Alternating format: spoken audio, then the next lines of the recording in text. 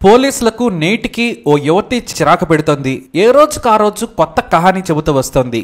కానీ ఒక్క విషయంలో పోలీసులకు చిక్కేసింది. అయితే ఆ ఆధారం మాత్రం ఆమెకు శిక్ష పడేందుకు పనికిరాదు. అసలు ఆ కేసేంటి, ఆ కిలాడి లేడీ కథ ఏంటనేది చూద్దాం. మార్చి 17, 2017న మొహాలీ సిటీలోని పాష్ కాలనీ అయిన ఎస్ఏఎస్ నగర్ లోని మెయిన్ రోడ్డు మీద 38 ఏళ్ల సీరత్ కౌర్ అనే యువతుంది. సమయం రాత్రి 11 దాడుతోంది. రోడ్డు మీద వెళుతున్న ఓ ఆటో డ్రైవర్ ను చేయి పెట్టి ఆపింది. ఆమెను చూడగానే ప్యాసింజర్ అనుకున్నాడు డ్రైవర్. ఎందుకంటే ఖరీదైన ఇంటి ముందు అందమైన యువతి మంచి బట్టలు వేసుకుని నిలబడింది. దీంతో రాత్రి 11 గంటలు కాబట్టి కనీసం 200 వస్తాయనుకున్నాడు ఆటో డ్రైవర్. కానీ ఆమె ఆటో ఆగగానే చిన్న సాయం చేయమని అడిగింది. ఏంటన్నాడు డ్రైవర్. సూట్ కేసు చాలా బరువుగా ఉంది, కారు డిక్కీలో పెట్టాలని రిక్వెస్ట్ చేసింది. దీంతో డ్రైవర్ పార్కింగ్ లో ఉన్న BMW కారు దగ్గరకు వెళ్ళాడు. ఇద్దరూ కలిసి చాలా బరువున్న సూట్ కేసును డిక్కీలో పెట్టారు. ఆ తర్వాత ఆమె థ్యాంక్స్ అని చెప్పింది. డబ్బులు ఇవ్వబోతే పర్లేదు మేడం అంటూ వెళ్లిపోయాడు. కానీ అతను ఆటోను స్టార్ట్ చేయడానికి ప్రయత్నించగానే చెయ్యి చూసుకున్నాడు. చేతికి రక్తం అంటింది. ముందు పార్కింగ్ ఏరియాలో లైట్లు డిమ్ గా ఉండడంతో గమనించలేకపోయాడు ఆ డ్రైవర్. వెంటనే ఫోన్ టార్చ్ వేసుకుని చూసుకోగానే నిజంగానే రక్తం వాసన చూసి కన్ఫర్మ్ చేసుకున్నాడు. తానేదో చేయకూడని సాయం చేశానని భయపడ్డాడు ఆ డ్రైవర్. రేపొద్దున ఏమైనా జరిగితే తన మీదకు నేరం వస్తుందని భయపడ్డాడు. ఎందుకంటే ఆ వీధిలో సీసీ కెమెరాలు ఉన్న బిల్డింగులు చాలానే ఉన్నాయి. దీంతో వెంటనే ఫోన్ తీసి ఎమర్జెన్సీ నంబర్ కు ఫోన్ చేశాడు. తన పేరు చెప్పి ఎస్ఏఎస్ నగర్ లోని ఫేజ్ 3B1 ఇంటి ముందు ఒక లేడీ నా ఆటో ఆపింది. సూట్ కేస్ కారులో పెట్టాలని కోరింది. నేను వెళ్లి కారు డిక్కీలో పెట్టాను. కానీ నా చేతికి రక్తం అంటింది. నాకేదో అనుమానంగా ఉంది, వచ్చి చూడండి. నన్ను ఈ కేసులో ఇరికిస్తారన్న భయంతో ముందే చెబుతున్నాను అని చెప్పాడు డ్రైవర్. నువ్వేమీ భయపడద్దు, 10 నిమిషాల్లో మా పోలీసులు అక్కడ ఉంటారని అతని వివరాలు తీసుకున్నారు emergency call receivers. Mohali police team 10 నిమిషాల్లో అక్కడికి చేరుకుంది. కారు గేట్ దాటలేదు. వెంటనే పోలీసులు యజమాని డోర్ కొట్టి నిద్రలేపారు. ఈ కారు ఎవరదని అడిగారు. పైన అద్దెకు ఉంటున్న ఏకం సింగ్ దిల్లాంది అని చెప్పాడు. వెంటనే పోలీసులు మొదటి అంతస్తుకు వెళ్తే ఎవ్వరూ లేరు. బెడ్రూమ్ లో 12 ఏళ్ల బాబు, 6 ఏళ్ల పాప నిద్రపోతున్నారు. ఇల్లంతా ఖాళీగా ఉంది. వెంటనే కారు డిక్కీ ఓపెన్ చేసి చూడగా అందులో ఓ సూట్ కేసు ఉంది. దానిని ఓపెన్ చేయగానే అందులో శవం. అది కూడా ఆ సూట్ కేసులో కుక్కేందుకు కాళ్ళు చేతులు మెడలో విరిచేశారు. అందుకే రక్తం ఆ సూట్ కేసు నుంచి బయటకు వచ్చింది. ఇంటి యజమాని ఆ సూట్ కేసులోని వ్యక్తిని చూసి వణికిపోయాడు. ఇతనెవరని అడగ్గా అతనే ఈ కారు ఓనర్ ఏకం సింగ్. 15 రోజుల క్రితం మా ఇంట్లో భార్య పిల్లలతో దిగాడని చెప్పారు. ఇంట్లో 2 పిల్లలు మాత్రమే ఉన్నారు. అతని భార్య ఎక్కడా అంటే నాకు తెలియదన్నాడు. మేము 10 గంటలకే టీవీ చూస్తూ నిద్రపోయామని చెప్పాడు అతను. చనిపోయిన ఏకం సింగ్ భార్య పారిపోయిందంటే ఆమెనే హత్య చేసి ఉండొచ్చని పోలీసులు భావించారు. అయితే పోలీసులు వస్తున్నారనే అనుమానంతో పారిపోయి ఉంటుందని అనుకున్నారు. ఇక పిల్లలు తమ తండ్రి చనిపోయాడని తెలియక హాయిగా పడుకున్నారు. వారిని చూసి పోలీసుల హృదయం ద్రవించింది. అయితే వారి బంధువులెవరూ కూడా తనకు తెలియదని ఓనర్ చెప్పడంతో 12 ఏళ్ల కుర్రాడిని నిద్ర లేపారు పోలీసులు.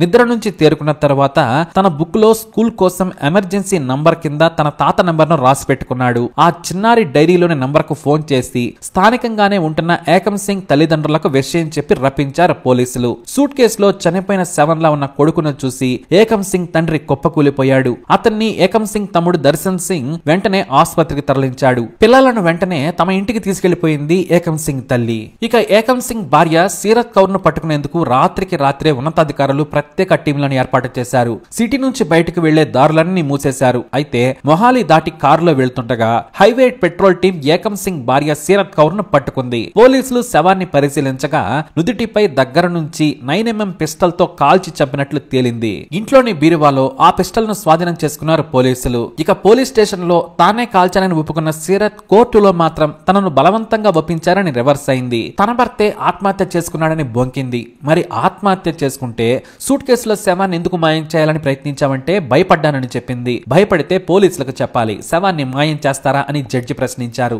ఆమె కహానీలు చెబుతుందని ఆమెకు బెయిల్ ఇవ్వకుండా 4 ఏళ్ల పాటు రోపార్ జైల్లోనే ఉంచారు. అయితే ఎందుకు చంపిందనేదే ఇక్కడ పెద్ద మిస్టరీగా మారింది.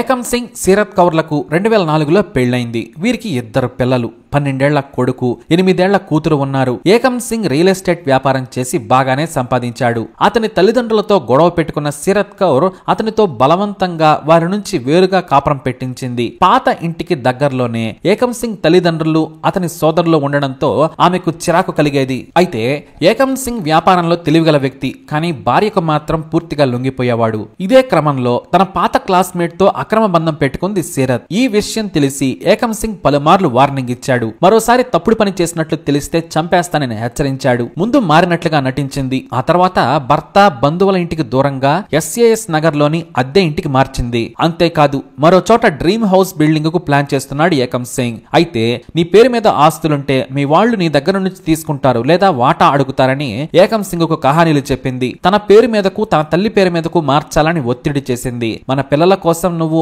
ఆస్తులు తమ పేరు మీద రిజిస్ట్రేషన్ చేస్తేనే ఉంటాను, లేదంటే వెళ్లిపోతానని బెదిరించింది. అమాయకంతో అలాగే ఒత్తిడిని తట్టుకోలేక ఏకం సింగ్ ఆస్తులన్నీ కూడా భార్య పేరు మీద ఆమె తల్లి పేరు మీదకు మార్చేశాడు. ఈ మొత్తం ఘటనకు సూత్రధారి శరత్ కౌర్ తమ్ముడు. అతను దగ్గరుండి ఆస్తులను రాయించి రిజిస్ట్రేషన్ చేయించాడు. ఇక మొత్తం ఆస్తులు చేతికి వచ్చాక పిల్లలను సైతం వదిలించుకోవాలి అనుకుంది. అందుకే తన బాయ్ ఫ్రెండ్ తో పాటు మరో వ్యక్తి సాయంతో దారుణంగా అతన్ని ఇంట్లోనే హతమార్చింది. అతను తన బెడ్రూమ్ లో ఫోన్ లో మాట్లాడుతూ ఉండగా ఏకం సింగ్ ను దగ్గర నుంచి కాల్చి చంపింది శరత్ కౌర్. సింగిల్ బుల్లెట్ కి అతను చనిపోయాడు. పిల్లలు కూడా అప్పటికే నిద్రపోయారు. మిగతా ఇద్దరు వ్యక్తులు బాడీని సూట్ కేసులో కుక్కేందుకు సాయం చేశారు. అయితే పోలీసులు విచారణ చేయగా మరిన్ని ఆసక్తికర విషయాలు బయటకొచ్చాయి. సాయంత్రం 4 గంటలకు పని మనిషి వాళ్ళ ఇంట్లోకి వచ్చింది. బెడ్రూమ్ లో రక్తపు మరకలను చూసి శరత్ ను అవేంటని అడిగింది. తానే చెయ్యి కోసుకున్నాను, నేను క్లీన్ చేసుకుంటానులే, నువ్వు పని చేయనక్కర్లేదని వెంటనే పంపించినట్లు విచారణలో తేలింది. అంటే సాయంత్రమే ఏకం సింగ్ ను చంపేసింది. పిల్లలు హాల్లో ఆ టైంకి టీవీ అయినా చూస్తుండాలి లేదా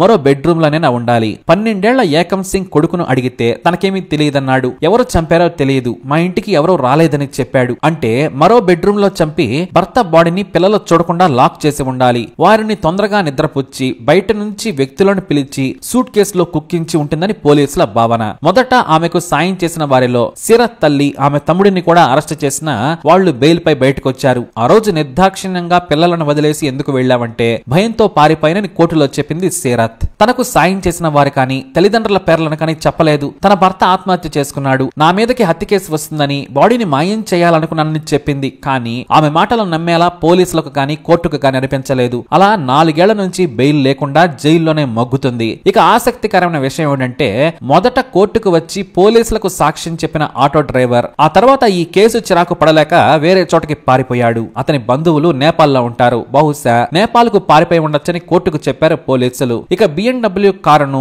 పోలీసులు సీజ్ చేయకపోవడంతో అది ఏమైందో ఎవ్వరికీ తెలియదు. దాంట్లోని రక్తపు మరకలు కీలకమైన ఆధారాలు పోయాయి. అయితే ఆమె మేనమామ ఇంద్రజిత్ సింగ్ మాజీ ఎమ్మెల్యే. అతని కారణంగానే పోలీసులు ఈ కేసును సరిగ్గా విచారణ చేయలేదని ఏకం సింగ్ తల్లిదండ్రులు ఆరోపించారు. కానీ బలమైన 2 సాక్ష్యాల కారణంగా నేటికి ఆమె జైల్లోనే ఉంటోంది. ఇక మరో షాకింగ్ విషయం ఏంటంటే రక్తపు మరకలను తాను చూశానని శరత్ ను కోర్టులో గుర్తుపట్టి సాక్ష్యం చెప్పింది పని మనిషి. అదే రోజు కోర్టు నుంచి జైల్లోనికి వెళ్తుండగా గేటు బయట తనిఖీల్లో తన శానిటరీ ప్యాడ్స్ లో భారీగా డ్రగ్స్ ప్యాకెట్స్ ను పెట్టుకుని వెళ్తున్న శరత్ ను గుర్తించారు సిబ్బంది. వెంటనే యాంటీ నార్కోటిక్ పోలీసులకు ఫోన్ చేసి ఫిర్యాదు చేయడంతో దానిపై కూడా కేసు నమోదు చేశారు. ఆమె పలుమార్లు జైల్లో మత్తు పదార్థాలు తీసుకుందని ఆరోపణలు కూడా వచ్చాయి. అయితే ఏకం సింగ్ చనిపోయిన తర్వాత కనీసం తన పిల్లలను కూడా చూసేందుకు ఆమె ప్రయత్నించలేదు. తన భర్త ద్వారా వచ్చిన కోట్ల ఆస్తులను శరత్ తల్లిదండ్రులు తమ్ముడు ఎంజాయ్ చేస్తున్నారు. బెయిల్ మీద బయటకు వచ్చిన తర్వాత తన బాయ్ ఫ్రెండ్ తో ఎంజాయ్ చేయాలనేది శరత్ భావన.